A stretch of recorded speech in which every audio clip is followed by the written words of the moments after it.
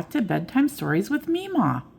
Tonight's story is called Splat the Cat and the Duck with No Quack.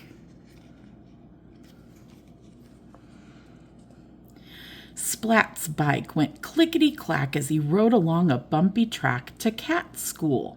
Suddenly, the wheel of the bike got stuck in a crack.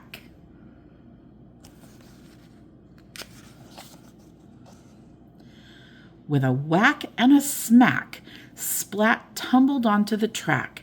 Splat found himself nose to beak with a funny duck. The funny duck had a little book. The duck gave Splat a funny look. "How odd," said Splat. This duck was strangely quiet. "A duck lacking and quacking," said Splat. "That's not right."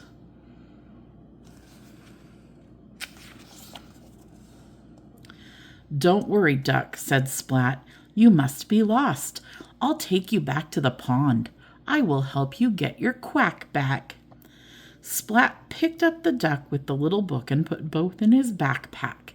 "Take care in there," said Splat, "and don't sit on my fish stick snack."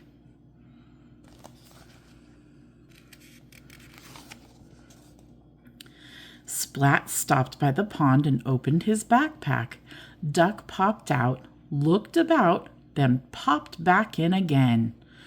"Maybe Duck isn't lost," Splat said. "Mrs. Wimpy Dimple will know what to do," and Splat wobbled his way back on the track to cat school.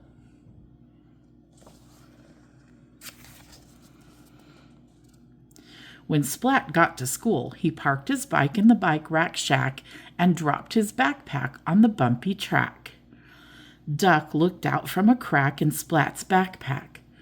Duck saw Spike's silly grin and had a panic attack.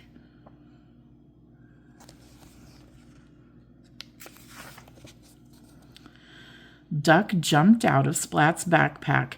"Duck! Duck!" yelled Splat. Where?" yelled Plank, looking blank. "Too late. Splurf!"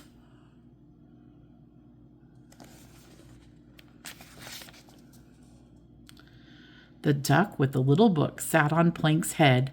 "No quack," said Splat. "No quack?" asked Spike. "No quack?" asked Plank. "No quack," said Splat. "A duck lacking and quacking," said Spike and Plank. "That's not right."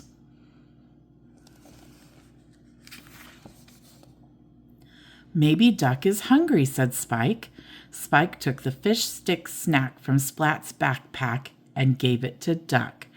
But Duck didn't bite, so Spike ate the fish stick snack himself.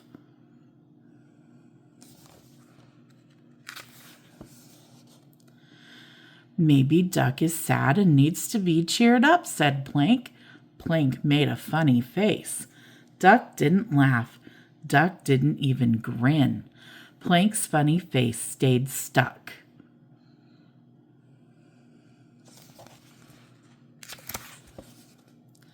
I know," said Kitten.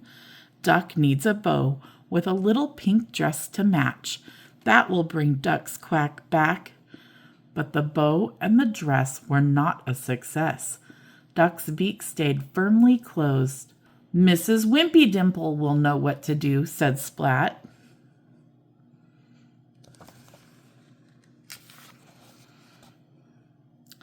Mrs. Wimpy Dimple looked at the duck. "A duck lacking and quacking?" she asked. "How very odd!" "But the answer must be simple," said Mrs. Wimpy Dimple. "I will examine this duck with the little book," said Mrs. Wimpy Dimple.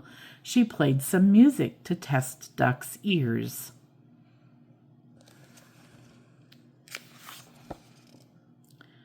Duck danced a merry duck dance. "Duck's hearing is all right. Maybe the problem is Duck's eyesight," said Mrs. Wimpy Dimple. Mrs. Wimpy Dimple pointed to a chart. Duck just looked blank. She looked closely at Duck. I see," she said, "but I don't think Duck does."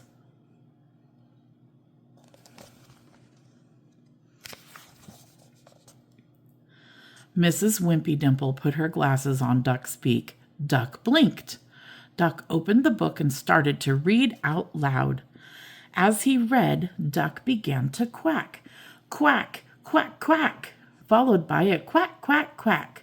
Hooray for Duck, cheered the helpful cats.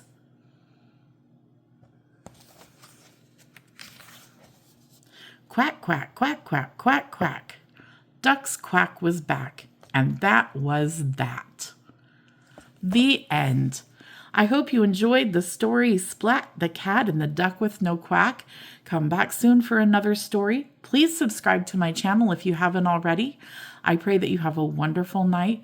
God bless you, sweet dreams, and until next time, bye for now.